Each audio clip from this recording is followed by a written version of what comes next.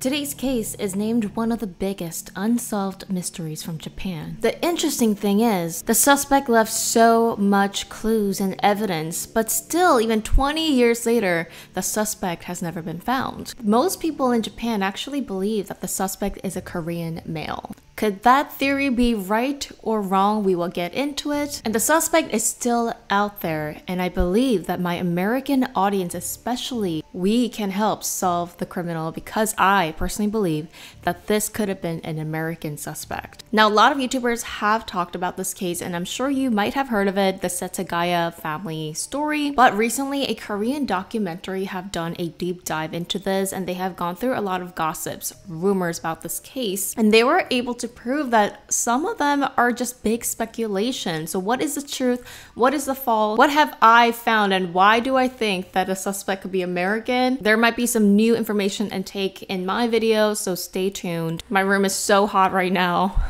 I also got this fan from Temu. Temu has been a hot online shopping. You guys know a lot of these true crime cases can be demonetized, although I spent a lot of time researching and presenting to you guys. So a huge shout out to today's fun sponsor, Temu. Temu is a huge online shopping mall where you can pretty much get anything that you want for the fraction of the price you might get at any other online stores. I was pretty skeptical about Temu because, I mean, look at the prices, you guys. Come on. The first one being a portable iPhone charger. I got the 20W one, and you guys, this fits so nicely to my iPhone. It works perfectly, and it is high quality. Portable fans, decorations. I got this clock for my house, and our pepper grinder never works, so we got an electronic pepper grinder, and this works really well. As pretty much can get the same thing at many other online stores for a hiked up price, but at Temu you can get it at the lowest price that you could ever find. The shipping was pretty fast. I have the link and code down below if you guys want to use them for some discounts. Personally, I love the electronics section, so thank you so much to Temu for sponsoring today's video, and thank you guys for supporting this channel. So it was December 30th, the year of 2000, 2 days shy from New Year's.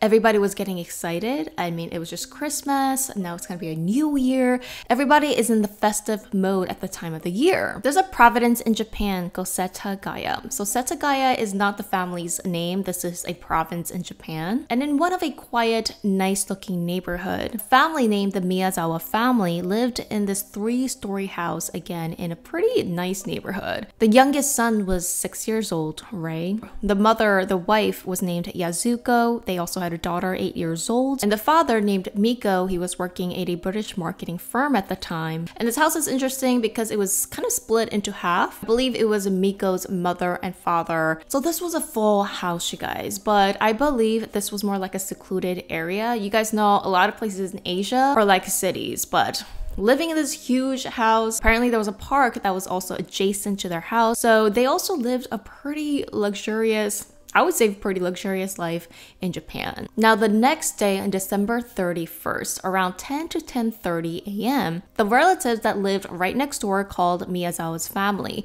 and nobody would be picking up.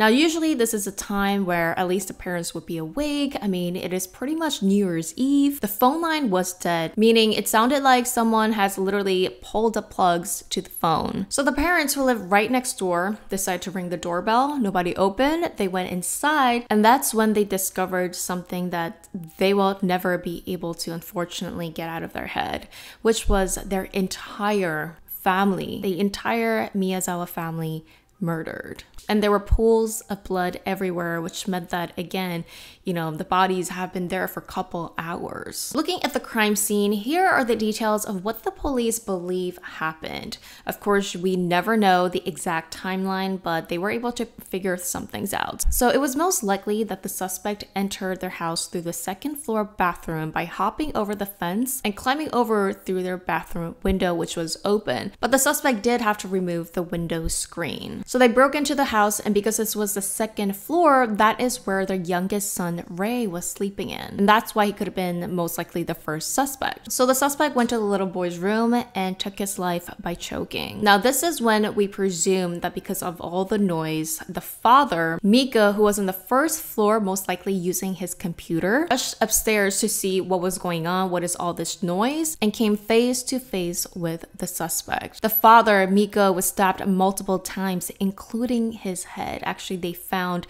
parts of the weapon inside of his head. And there were many evidence that they got into a wrestle. So the father was trying to, do everything he can to protect his family, but unfortunately it was not successful and he ended up passing away. So as they were wrestling, police did find evidence of the suspect's blood as well. So during the wrestle, police can see that the suspect was also cut or stabbed a couple of times, leading to a pretty good amount of blood that they were able to gather. The weapon, the knife that was used, also snapped in half. So you could tell what kind of immense force that the suspect had to use to end these innocent lives. After the stabbing, most likely Miko has lost consciousness and fell down the stairs to the first floor. Because his sashimi knife actually broke that he brought with him, he looked through their kitchen to find a new weapon. Getting the weapon from their own kitchen, he went upstairs to the third floor, again stabbing both the mother and the daughter. And they also have evidence from the mother's autopsy that she had a lot of defense wounds and she was trying the best to protect herself and of course her family. And during this whole thing, they believe that Yazuko, trying to protect the daughter,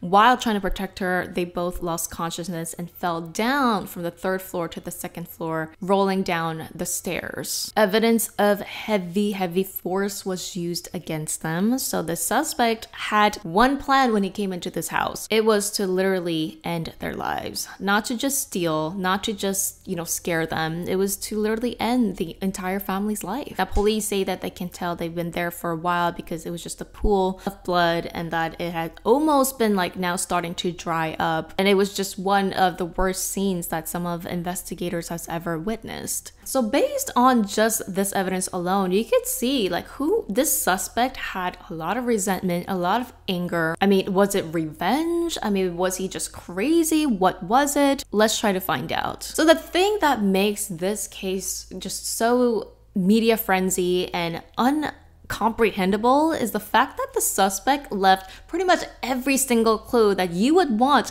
investigators to know, because we'll get to the list, but he literally left everything there. And the fact that he still isn't caught is mind-blowing. So first of all, the suspect left all his clothing, literally left behind his whole outfit, from his plaid scarf because it was pretty cold at the time, it was December, his black gloves, his shoes, both of his shoes, his jacket, a bag, a baseball shirt that was found to have only sold 130 pieces of them in Japan, which was also covered in blood. And of course, he left the knife weapon as well. There were also 2 handkerchiefs that belonged to the suspect, and one of them was used to wrap around the kitchen knife to prevent the knife from slipping. So another clue, he was very prepared and he knew what he was doing. I'm wondering, then what did the suspect wear out when he was leaving? I mean, did he go out naked? I'm pretty sure not. Did he bring a second backpack with his clothes in it, a pair to change, and he just brought that backpack and clothes with him? Or did he wear the suspect's clothing, maybe went downstairs, wear the clothing of the fathers and left? Now that part is not specified. I'm sure if he wore the suspect's clothing, there would be blood evidence, which there is evidence of him going through the entire house and leaving it a mess. Unless it was your clothing, I mean, how would police or relatives know if the suspect took one shirt? Now, the type of clothing that they found that belonged to the suspect, the style of it, you could see it is pretty much a style for at least a teenager or someone in their 20s. I wouldn't even say 30s, especially back in the 2000s. Maybe in this day and age, this clothes would pass for someone in their 30s, but back in 2000, I believe this definitely had to belong to someone in their teens and 20s. Of course, we never know, or for sure, it could have been a decoy. And here's where things get interesting, and this is a little bit of my theory as well. So in this little fanny pack that they found that belonged to the suspect, in the forensic testing, they found some residue of powder that came from a printing processing plant. There were some sources that also say that they found sand in the bag, little pieces of sand that was traced to the Nevada desert, more precisely the area of Edward Air Force Base in California. Remember this detail, we'll get into it in just a bit. The suspect was also a blood type A, and DNA testing showed something really interesting. It showed that the man most likely was a mixed race. including a mother of European descent and father to be East Asian. Although they also say they can't tell if the mother would be full European or like it is also the mother's ancestors that were European. That's kind of unsure. Also, the East Asian descent from his father shows that, quote, analysis of the Y chromosome showed the haplogroup OM122, a common haplogroup distributed in East Asian people, appearing in 1 in 4 or 5 Koreans, 1 in 10 Chinese, and 1 in 13 Japanese. Another reason why a lot of Japanese people still believe that the suspect is Korean. Investigators believe that his clothing and his knife could have been purchased in the Kanagawa prefecture. So there is a possibility that the killer, Japanese or not, foreigner or not, did purchase these items, his clothing and knife, in Japan. But I looked up if there's any US military bases in Japan, and there is. So it says that the Yokata Air Base is the main base of US military troops in Japan. And I took a look at the map. It is only an hour away from where they believe that the suspect purchased the items. Now here's where the Setagaya province and the neighborhood of where this happened was, and it is about a little over an hour drive from the base. Going back to the DNA test, it says that this person was most likely a mixed race. Now, could it be that the suspect could have been the son of a military base officer, or he himself being in the military? There's also an interesting thing that I want to add to this. In the Korean documentary where they went into this case, there was a Japanese retired, I don't remember if he was a police officer or if he was like a media spokesperson for crime cases, but he was going around different stations and media claiming that he still believes that the suspect is Korean, because he says that Korean men go to the military, mandatory military service, for 2 years. Japanese people do not. Based on how the suspect was able to use pretty much a skilled way to end people's life and so prepared, he believes that the person had to be someone with military training, someone that knew how to wield a knife, which is very true because a normal person will be very clumsy with using a knife, but this person seemed pretty comfortable. So maybe the suspect wasn't a Korean citizen, but a part Korean blood, mixed race person that could have been someone stationed in the US military base in Japan. And there were actually many cases that I've heard about and read about and presented on my channel where a lot of foreign military personnel, especially the US military, who are stationed in a different country, commits a crime. Almost a lot of the times they're protected by the US military. And this is because they do not want to cause any media frenzy. They don't want to cause any uproar by that country, in this case Japan, knowing that especially Asian cultures, you know, if something happens by a foreigner, they get really angry. There's a whole protest. US military and the bases get a very bad rep. Hence one of the reasons why a lot of them are protected even if they do these heinous crimes. So could it be that at this base, maybe they know who could have been a suspect, and because they're not Japanese citizen or a Korean citizen, they were able to go back to the US or a different country and never be caught. I'm gonna get a little bit more into this, but let's go back to the crime scene. So after the murder, there's evidence that the suspect hung around, literally thinking that it was his house, and had just a bizarre behavior. So after all of this, the suspect literally chilled at the house, eating ice cream from their fridge. And it wasn't him like getting a spoon and eating it. There's evidence that he literally just grabbed it by the hand and literally kind of like ate it with his teeth, almost like kind of savage, like he was super hungry or something. He also drank 4 bottles of tea inside the fridge and some fruits as well. To me, this shows bizarre behavior. The fact that you're just eating ice cream out of the tub with your teeth when it's probably like frozen, hard frozen, it shows his mental mind. It was just like crazy. And chugging down 4 bottles of tea, I mean, I could just imagine how he was doing that. The suspect even used the toilet without flushing, went number 2.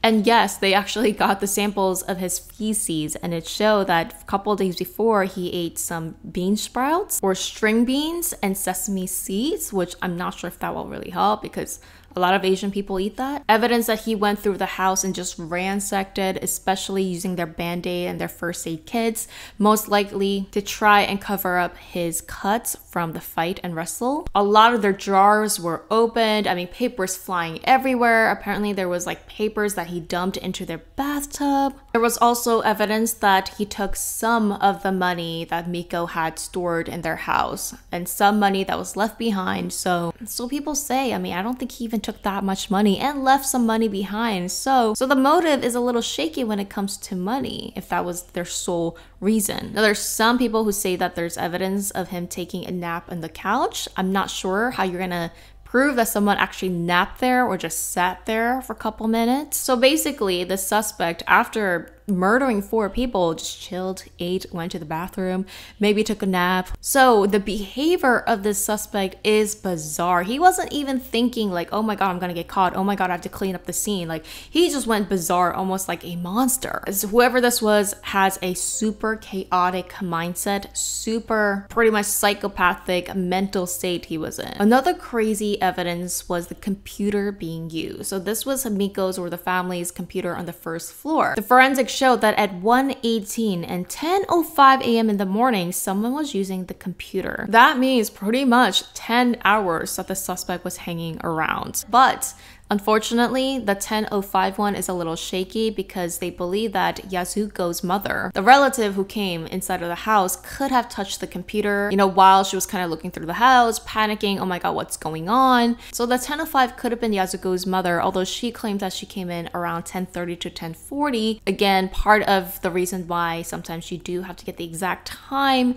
and separate the evidence and the witness statements. I mean, these kind of crime investigations have to be done in a particular way. And they do believe the police did not do a great job in the beginning of collecting these witness statements and evidence. So a lot of these things might not be too reliable. But I personally thought, if you're in a crazy state and you go into the house and you see your family murdered, I don't know if the first thing I would be is to go to the computer and like shake the mouse. Also, I'm not sure if this computer evidence is like them using the internet or them just like turning on the computer or like moving the mouse also records what time that it does that. So that's also unclear exactly what time in the computer evidence they're talking about. It could be both. I mean, if the suspect did stick around till 10 a.m. in the morning, that is very, very risky. And I think someone could have seen the suspect. Especially being clumsy like this, they could have seen someone with like bloody shoes and bloody hands. So the suspect's shoe that was found at their house, the shoe size was 280 millimeters, or a foot size of 11 in American conversion. Now they found that the sneaker was made specifically in a Korean factory, and the shoe size was never sold in Japan, meaning most likely this person came from a foreign country, Korea or somewhere else. I guess back then in Japan, the feet sizes were pretty small, so they didn't sell anything like above a certain size. Although it was found that the suspect with all the clothings put together was around 170 centimeters, which is only 5'6". Would a 5'6" man have shoe size 11? Is that a thing? You guys let me know. From what I know, your foot size does correlate to your height size. I mean, a 5'6" man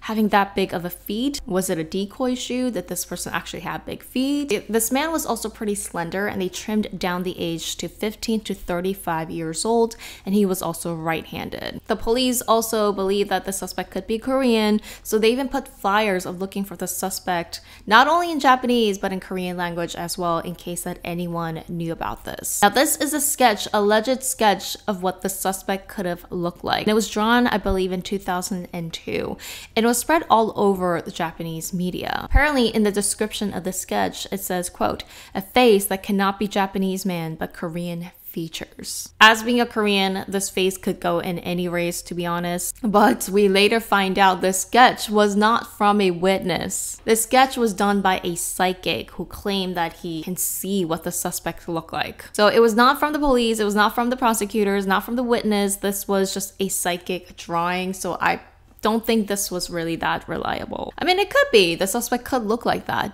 and could that have hindered the investigation? I do think so, a little bit. Now, how about fingerprints? I mean, there was fingerprints everywhere left with this guy, and yes, they did find some. Unfortunately, though, in Japan, only high-profile criminals' fingerprints are stored in the database. They did take a look at the Japanese database and did not find anyone with a fingerprint, and apparently, in today's technology, even with a little bit, you don't even need the whole fingerprint, just a little portion of it leads you to the person. The Japanese also requested the Korean government if they can look up this fingerprint in Korean database, because in Korea, all citizens, at least with the ID card, must register their fingerprints. I'm not sure where this everyone has to get it and put it in the database started. It could have been in the 90s, it could have been the 2000s, maybe it was before or after this murder happened. They did look up into the entire database of Korean citizens or anyone that had their fingerprints on there. If you want to go to the hospital, if you want to, do anything in Korea, you need this. And they found 0 match, meaning maybe the suspect wasn't Korean. Maybe they had the blood of a Korean, but wasn't actually a Korean citizen. At least in today, foreigners also must register their fingerprints. I'm not sure if that was the case in the 90s or 2000s, but that also kind of leads to my theory that it could have been in a different citizen, maybe a US military, a US citizen. Now, these fingerprint database is being updated constantly, and any fingerprints that they try to find with any criminals, again, that's constantly being updated, and still to this day, 2023, 0 matches, at least in South Korea. There could be other theories if this person was a Korean citizen.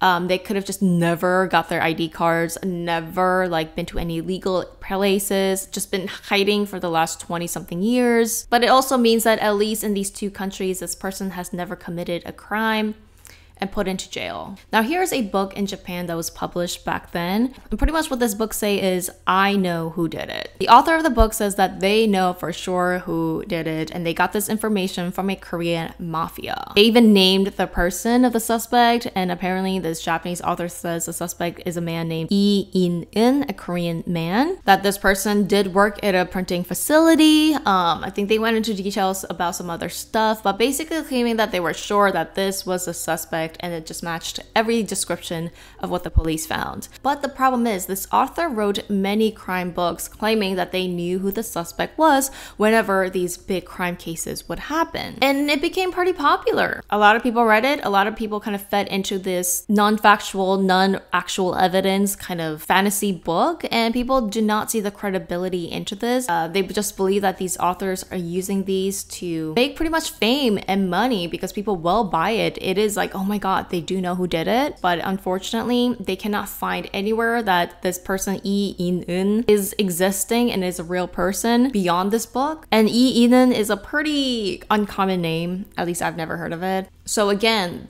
books like this did fuel into the idea that, oh my God, the suspect was Korean, but it could not be. It could be all wrong. This case apparently had over 246,000 investigators that worked on this case for over 20 years, and about 12,545 pieces of evidence that they still have in their database waiting for the suspect. Now, my question is, if this was such a huge, ending the lives of 4 people is a big thing. So did the family, the relatives, not hear anything? And I'm sure they were sleeping in the next house, so to not hear anything is interesting. I mean, it could be that because it is a pretty big house. It is a separated house. Maybe they weren't able to hear much if they were just sleeping in a deep sleep. It is possible no one heard anything, especially it's not a city. This is like a secluded house. It is unfortunate that there is no witnesses at all. The ultimate reason why people do think that unfortunately Japanese police did fail in finding the suspect was because of the way they went about the investigation. They might have thought that the case would be easily solved. They might have mixed in the wrong evidence and witness statements and kind of like mixed all that up, mixed with sometimes the media frenzy feeding into the fact that maybe they were looking for the wrong type of suspect. Some of the evidence was contaminated in that way. That could have led to a failure of finding the real suspect. Especially if it's a foreign citizen they've left, I mean, it's going to be almost impossible to find them. Now, I say the biggest thing that I think they can do is going on those ancestry DNA sites, especially in the US, if they believe that it could have been a foreigner, or maybe in Europe, I don't know, maybe different countries that do things like this. But I say US again for my theory reasons there, especially if his mother is a European descendant. They could find people through their like 3rd cousin, 4th cousins, and like relatives and like track down the people. There might be a chance, and that's why I'm saying a lot of my US audiences could potentially help solve this. Again, I'm not saying that that is entirely true at all. Like, I could be totally wrong, but it could have also been stationed in Korea and moved to Japan, like restationed. But at the end of the day, what was the motive? What was the motive for this person doing this? Was it a murder for hire? Did this person just randomly choose the this person, the family? Did they have any relation to the family? Maybe Miko did know someone in that base. Maybe he knew someone that wanted money from him. He seemed pretty well off in his family. Maybe he did something to piss someone off. I mean, we don't know that info much. But good things did come from this case, which was that in Japan, there was also a statute of limitation, especially crimes where the suspect can be sentenced to death. So very high, dark crimes, they did get rid of the statute of limitation because of this case, which I've talked about in the past, especially places like Korea also used to have statute of limitation. So sometimes you might find the suspect and never be able to prosecute them. Like my last case with the Hwaseong case, that guy can never be prosecuted even though he unalived literally 15, 16, 17 people, something like that. The relatives of Miyazawa family are still today pleading with the public to help find who did this. And the grandfather of the kids, or Miko's father, he also pleaded with the public to please help find the suspect, and unfortunately he passed away before this case has been solved. The house was also recently shown to the media and the investigators, and it's still standing. It's where this family had such beautiful time together, a beautiful big house, and also where they had a tragic ending. So what do you guys think happened? I think that is just my theory, the best theory that I can come up with, that it could have been someone in the military, again, with the way he wielded the knife. Could have gone back to the base, could have gone back where, and maybe some people do know who did this and don't want to come up and say it. I believe that this case can be solved with so many evidence out there. We just need to do a little bit of a DNA test and a little bit of more searching to do in other countries outside of Korea and Japan, because I don't believe the suspect is there. Leave your comments and thoughts below. Thank you so much for watching, and see you on my next video.